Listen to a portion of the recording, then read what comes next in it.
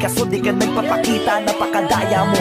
Buong akala ko hanggang sa huling hininga ay kasama kita at kahawak kamay. Kaso paano na yung una-una ka na?